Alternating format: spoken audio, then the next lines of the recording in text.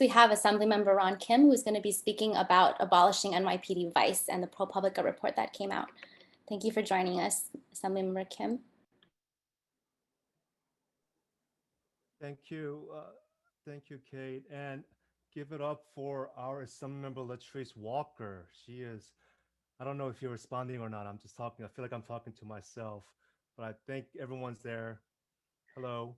Um, but Latrice Walker, and I've seen her debate some of the toughest legislations around criminal justice reform on the floor, and um, she's been amazing. She's been inspiring. She's been leading the charge. So I look forward to repealing this outdated law that was designed to dehumanize, uh, sex workers and marginalized community members for so many years. And the law has always been codified to enforce racial order in this country. The police, the foundation of our police was found on racist sentiments that go back from when they implemented the black codes to uh, outsourcing inmates after the Civil War. This is something that's deeply rooted in our history, and you can see that when you look at laws like walking while trans.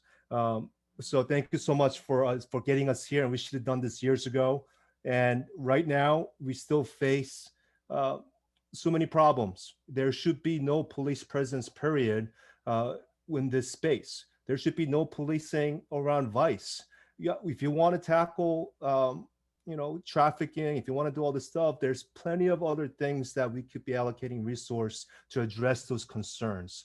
But time after time, we've seen that when vice NYPD intersect with sex work and sex workers, we have seen so much violence and pain, the unnecessary pain designed to just suppress us. And Latrice has it right. The criminal justice, system, they put us in shackles, especially Black and Brown community members, and it's done on purpose.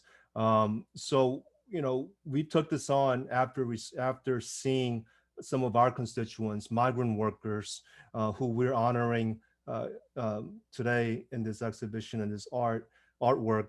Yang Song, who was targeted for months.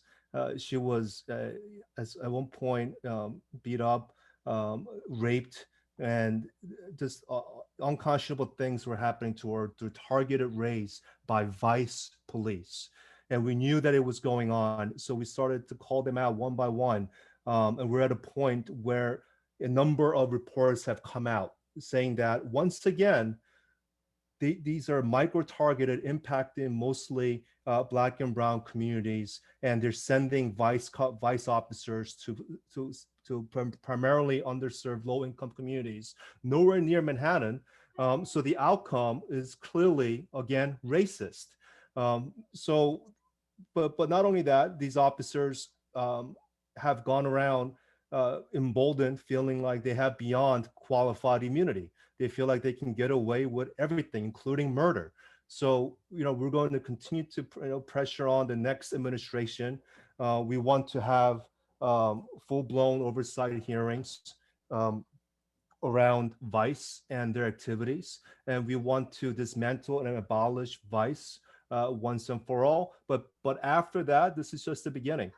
This is about a full reform addressing the inequities, where we have $6 billion budgets for the NYPD when we have less than $1 billion for our public schools. This is about racial and economic justice. I look forward to continuing to work with you and getting this done, and holding the police and our economy accountable to all workers in our communities. Thank you all.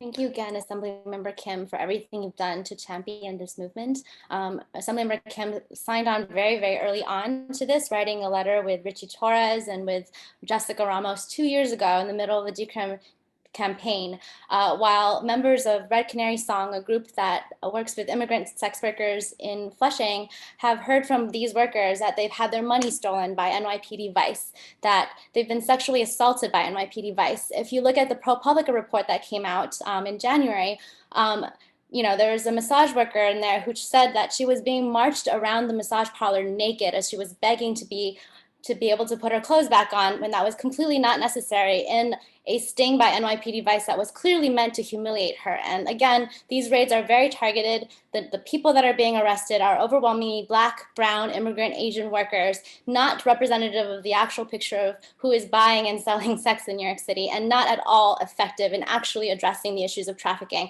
which can only be addressed if we have the sex industry come to light. So thank you again, Assemblymember Kim, for all that you do and continue to fight for. We have a big year ahead, and we really need everyone here in our community to push together for